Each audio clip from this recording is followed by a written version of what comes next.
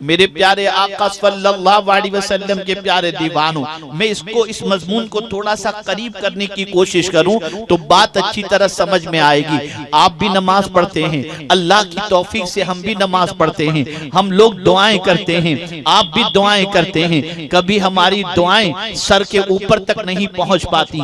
हम वज़ाइफ करते हैं, वज़ाइफ के बाद हम अल्लाह की बारगाह में इल्तिजा करते हैं। हमारी दुआएं बसा औकात कुछ कबूल भी होती हैं और कुछ कबूल भी नहीं होती।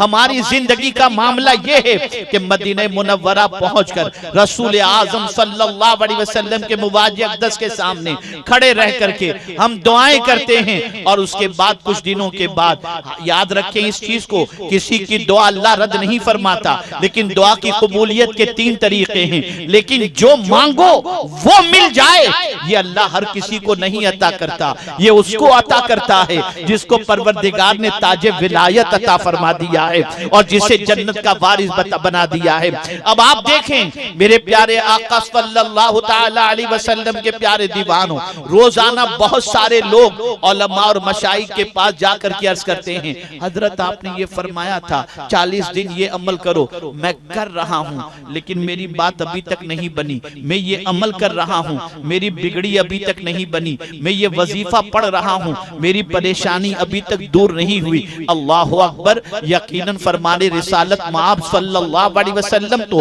हक है, फिर ये मामला कहाँ अटक रहा है?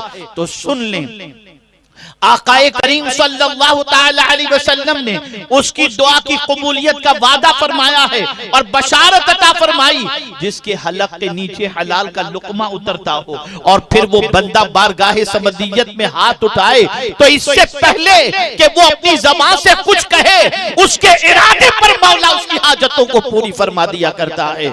ऐ रसूल आज़म सल्लल्लाहु अलैहि वसल्लम के दीवानों, अब आइए मैं आपको बताऊं, एक अमल अगर पूरी दुनिया का मुसलमान इख्तियार कर ले, पूरी दुनिया का मुसलमान अपना ले, पूरी दुनिया का मुसलमान उसका आदी बन जाए, मैं यकीन के साथ कहता हूँ औलिया के फैजान से, रसूल आजम के फैजान से, कुरान मुकद्दस के फैजान से अल्लाह उसकी भी बिगड़ी बना देगा, उसके भी काम बना देगा। वो चीज कौन सी है? तो वो तकवा की दौलत है, वो अल्लाह से डरने की दौलत है। आइए मैं आपको बताऊं, कुरान ने जब वली की तारीफ की तो कहा अल्लदीना आमनु व कानू यत्तकून, जो ईमान वाले हैं और अल्लाह से डरते हैं वो अल्लाह के वली हैं। मेरे प्यारे आका सल्लल्लाहु अलैहि वसल्लम के प्यारे दीवानों, आपका हमारा डरना, ये डरना सिर्फ ज़बानी है, अमलन हमारी जिंदगी में अल्लाह का डर दूर तक दिखाई नहीं देगा। यही वजह तो है कि हम अगर अपने बच्चे को उंगली उठाकर कहें बेटे इधर आओ तो बेटा बात नहीं मानता, लेकिन गौसे पाक मुर्दे को ठोकर मारे तो मुर्दा जिंदा होता दिखाई देता है। या अल्लाह माजरा क्या है? मुर्दे को गौसे पाक ने खिलाया नहीं, ठोकर मारते हैं तो जिंदा हो जाता है। जिस बच्चे को पूरी जिंदगी खिलाए हैं वो बच्चा बात नहीं मानता तो जवाब मिलेगा गौसे पाक का कदम गुनाहों की तरफ नहीं उठा, गौसे पाक का कदम अल्लाह के इरशाद के खिलाफ नहीं उठा। और इतना अजीम कदम था गौसे पाक का कि गौसे पाक फरमाते हैं कदमी हादिही अला रक़बति कुल्ल वलिय्यिल्लाह, कि मेरा ये कदम सारे औलियाए किराम की गर्दन पर है। आइए समझते हुए चलें, ऐ रसूल आजम सल्लल्लाहु अलैहि वसल्लम के दीवानों, गौसे पाक जो कह दे मौला वो कर दे, गौसे पाक जो चाहे मौला वो कर दे, गौसे पाक जो कह दे मौला उसे कबूल कर ले। बल्कि गौसे पाक रज़ी अल्लाह तआला अन्हु अगर ये चाहें कि इस चोर को मैं कुतुब बना देना चाहता हूँ तो मौला चोर को भी कुतुब के मकाम पर फाइज फरमा दे। मैं सब हैरान हूँ, या अल्लाह ये माजरा क्या है? सारी बातें गौसे पाक की सुनी जा रही हैं, सारी बातें गौसे पाक की कबूल की जा रही हैं, सारा काम गौसे पाक का होता चला जा रहा है। तो कुरान कहता है वमन यत्तकिल्लाह यजअल लहू मिन अम्रिही युसरा, जो अल्लाह से डरता है अल्लाह उसके सारे काम को आसान फरमा दिया करता है। ऐ रसूल आजम सल्लल्लाहु अलैहि वसल्लम के दीवानों, आज के इस क्राइसिस के पीरियड के अंदर, आज के कोरोना वायरस और लॉकडाउन के पीरियड के अंदर तंगिए रिस्क की शिकायत हर कोई करता डरता दिखाई देता है। लेकिन आइए, अगर कोई ये चाहता हो अल्लाह रोजी में बरकत अता फरमा दे, अल्लाह रिस्क में कुशादगी अता फरमा दे, अल्लाह बेहिसाब रोजी अता फरमा दे, तो वहां भी कुरान कहता है वमन यत्तकिल्लाह यजअल लहू मखरजा व यरज़ुक़हु मिन हैसु ला यहतसिब। अल्लाहु अकबर, मैं हैरान हूं, अमल एक है, बेहिसाब रोजी का वादा मिल रहा है। आखिर क्या वजह है कि औलियाए किराम अलैहिमुर रिदवान के दस्तरखान से कोई भूखा नहीं जाता था, जमीन पर थे तब भी खिलाते थे और जमीन के अंदर हैं तब भी खिला रहे हैं। लेकिन आप जरा देखें, मुझे मदरसा चलाना है तो मुझे सेठों को गुजारिश करनी पड़ेगी, भैया जरा चंदा दीजिएगा, मदरसे का ख्याल कीजिएगा, 150 बच्चे पढ़ रहे हैं, टेंशन माइंड पर रहता है, सैलरी का क्या होगा, बच्चों का क्या होगा, सेठ से गुजारिश करनी पड़ती है। लेकिन मैं हैरान हूं, जिसके दस्तरखान पर रोजाना बेहिसाब लोग खाने के लिए आते हो, उस गौसे पाक को कभी किसी सेठ के पास गुजारिश करते हुए हम नहीं देखते, गौसे पाक को भी नहीं देखते, गरीब नवाज को भी नहीं देखते कि किसी सेठ से कहे हो जरा लंगर का ख्याल रखना, ऐ मेरे करीम ये लंगर चलता कैसे है, तो जवाब मिलेगा जो अल्लाह से डरता है अल्लाह उसके सारे काम को आसान कर दिया करता है। ऐ रसूल आजम सल्लल्लाहु अलैहि वसल्लम के दीवानों, कुरान के अंदर उन चीजों को तलाश करो जो चीज तुम्हारी मुसीबतों का हल है, जो चीज तुम्हारी परेशानियों का हल है। गौसे पाक कुरान के आमिल थे, गौसे पाक अल्लाह के डरने वाले बंदे थे, और ऐसे डरने वाले बंदे, ऐसे डरने वाले बंदे कि शुभ वाली चीज से भी अपने हाथ को बचाए हुए नजर आते हैं। मुझसे बड़ी लतीफ बात है, बॉम्बे के एयरपोर्ट पर एक इमिग्रेशन ऑफिसर मुस्लिम ने मुझसे एक सवाल पूछा गौसे पाक से मुतल्लिक। उसने मुझसे ये सवाल पूछा कि हजरत ये बताइए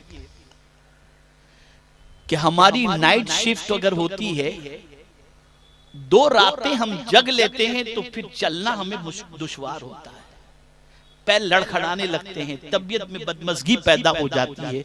हजरत ये बताइए, ये अल्लाह वाले और खास तौर पर गौसे पाक 40 साल तक इशा के वुजू से फजर की नमाज उन्होंने अदा की, तो क्या उनके पैरों में लड़खड़ाहट या उनको नकाहत नहीं होती?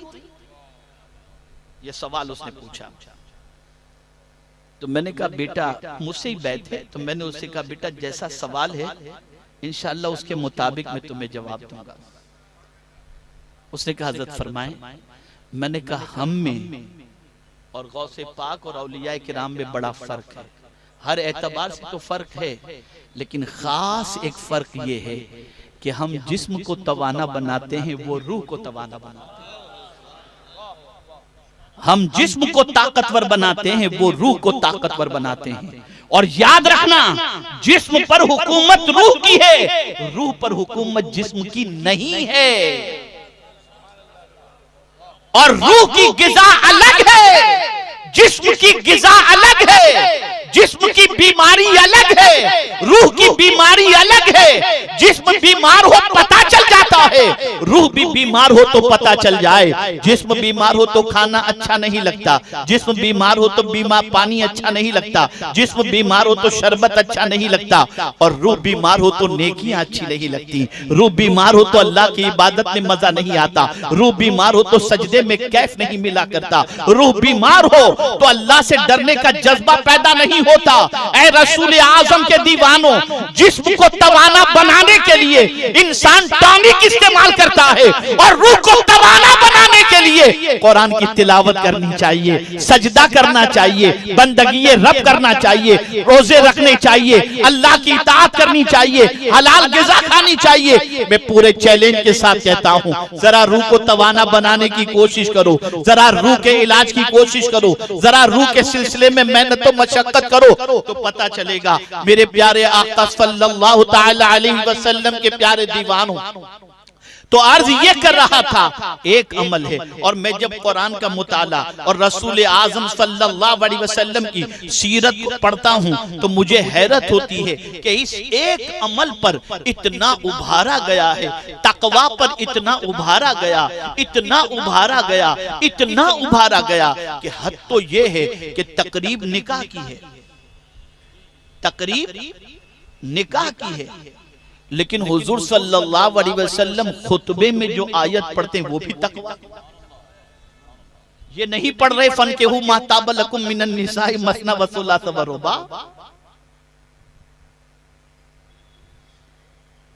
ये नहीं पढ़ते वमिन आयाते ही अन खलक लकुम मिन अनफुसिकुम अज़वाजन लितस्कुनु इलैहा।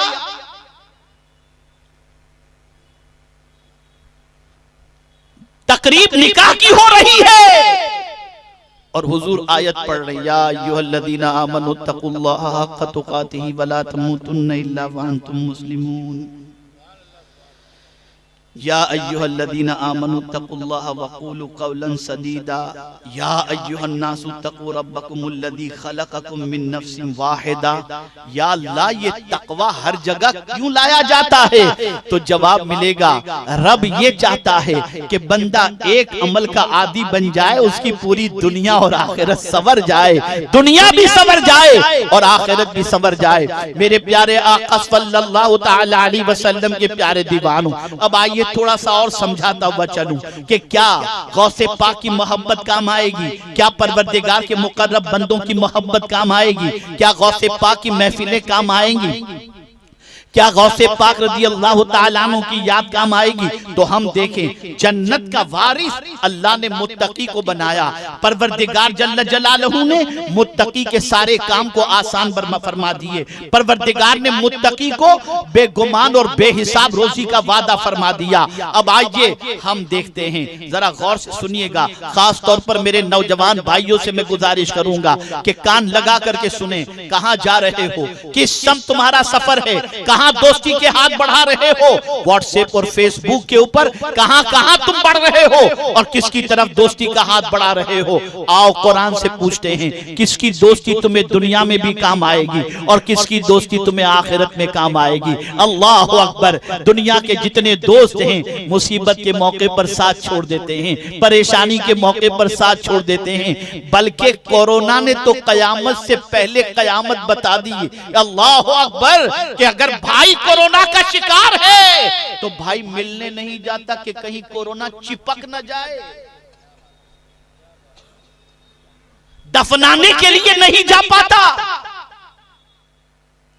मैं उस फैमिली को जानता हूं जिस फैमिली में 5-6 बच्चे हैं और उसका बाप कोरोना से इंतकाल हुआ, पूरा घर क्वारंटाइन था, बाप के जनाजे में एक बेटा भी शरीक न हो सका।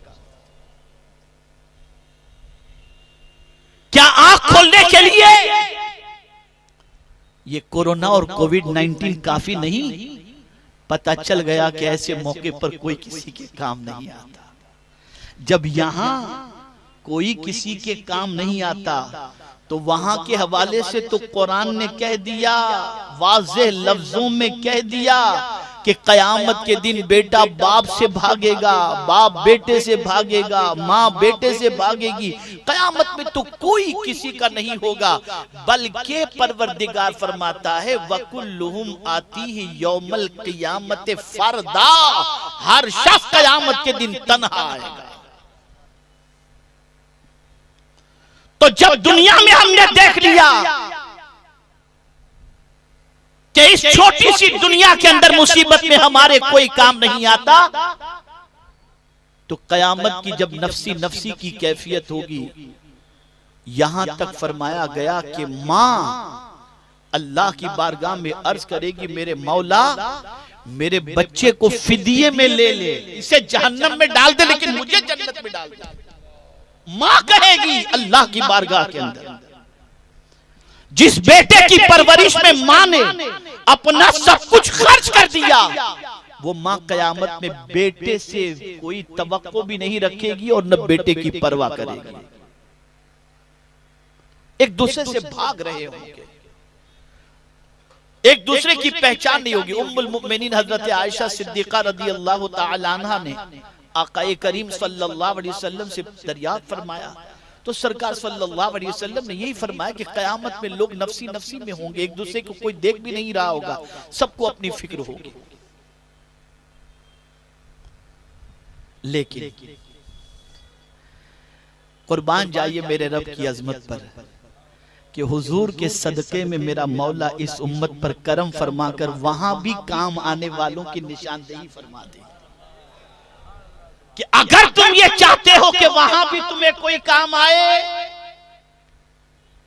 तो आओ मैं तुम्हें निशानदेही कर देता हूं। जब कभी दोस्ती या मोहब्बत का चिराग जलाना चाहो तो सीने में उसकी मोहब्बत का चिराग जलाना जिसकी दोस्ती के हवाले से मैं तुम्हें निशानदेही करता हूं। तो कुरान ने क्या कहा, अल अखिल्ला यौमइज़िन बअदुहुम लिबअदिन अदुव्व इल्लल मुत्तकीन। कयामत के दिन बाज जिगरी दोस्त दुश्मन बन जाएंगे, दुश्मन बन जाएंगे, लेकिन जो अल्लाह से डरने वाले बंदे होंगे और उनसे अगर कोई मोहब्बत करता होगा तो कुरान कहता है कि वो दुश्मन नहीं बनेंगे, वो तो उस वक्त तक जन्नत में कदम न रखेंगे जब तक कि अपने मानने वाले को अपने साथ लेकर के न जाए। इसी को आला हजरत अजीमुल बरकत कहते हैं। इस निशानी के जो सग हैं नहीं मारे जाते, इस निशानी के जो सग हैं नहीं मारे जाते हश्र तक, दुनियाई में नहीं, हश्र तक मेरे गले में रहे पट्टा तेरा।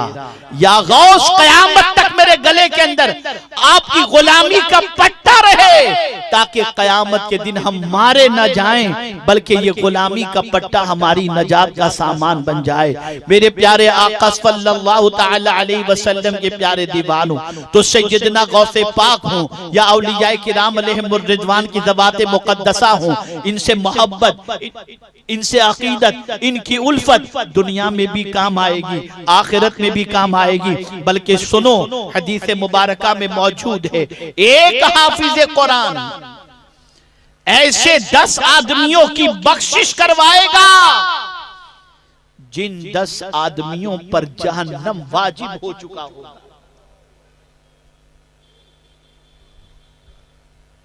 कौन सा हाफिज कुरान? जो आम हाफिज कुरान से हिफ्ज किया, जो 4 साल की उम्र में हिफ्ज करना शुरू किया और फिर 10 साल की, 8 साल की, 11 साल की, 12 साल की, 14 साल की उम्र में जिसने हिफ्ज मुकम्मल किया, जब उसकी ये शान है तो जो गौस माँ के पेट से 17 पारे के हाफिज बनकर पैदा हों, उस गौस की शान क्या होगी, उनका मकाम क्या होगा, उनका मर्तबा क्या होगा। ऐ रसूल गिरामी वकार सल्लल्लाहु अलैहि वसल्लम के दीवानों, ये कौम बहकती नहीं, मुसलमान आवारा न होते, मुसलमान बिगड़े हुए रास्ते के मुसाफिर न होते, मुसलमान नौजवान आवारा न बनते अगर मुसलमानों के दिलो दिमाग के अंदर अल्लाह के वलियों की मोहब्बत होती, उनके दिलो दिमाग के अंदर अल्लाह के दोस्तों की मोहब्बत का चिराग जलाया गया होता। मैं आपको मिसाल के जरिए समझाता हूँ, खुदा की कसम, अल्लाह के वली के करीब कोई बैठ जाए तो अल्लाह के वली उसे खुदा से करीब कर देते हैं। आपको मैं मिसाल के जरिए समझाऊं, आप मुंबई में रहते हैं, आपका बड़ा आलीशान फ्लैट है, आपका बेडरूम भी बड़ा जबरदस्त है, एसी भी लगा हुआ है, सारी सहूलतें आपके पास हैं, लेकिन फज्र के लिए मस्जिद में नहीं जाते, कुरान शरीफ जल्दी से तिलावत नहीं करते, अल्लाह अकबर। लेकिन आप यहाँ से गए अजमेर मुकद्दस, वहां पहुंचे, खादिम के हुजरे में रह रहे हैं, खादिम के कमरे में नीचे बिस्तर लगा हुआ है, एसी भी नहीं है, जो खादिम खाना खिला दे वो खा लें, लेकिन जैसे ही अजान हुई जल्दी से भागे मस्जिद में कि नमाज पढ़ लूं, चलो कुछ कुरान कर लूं। या अल्लाह, माजरा क्या है, अपने घर में आराम से फ्लैट में रहते हुए कभी कुरान की इतनी फिक्र नहीं हुई, इतनी नमाज की फिक्र नहीं हुई, और वहां पहुंचने के बाद ये फिक्र कैसे हो गई? तो जवाब मिलेगा, वहां तू घर वाले के करीब था, यहाँ अल्लाह वाले के करीब हो गया। तो जब तू अल्लाह वाले के करीब होता है तो अल्लाह वाले तुझे खुदा से करीब कर दिया करते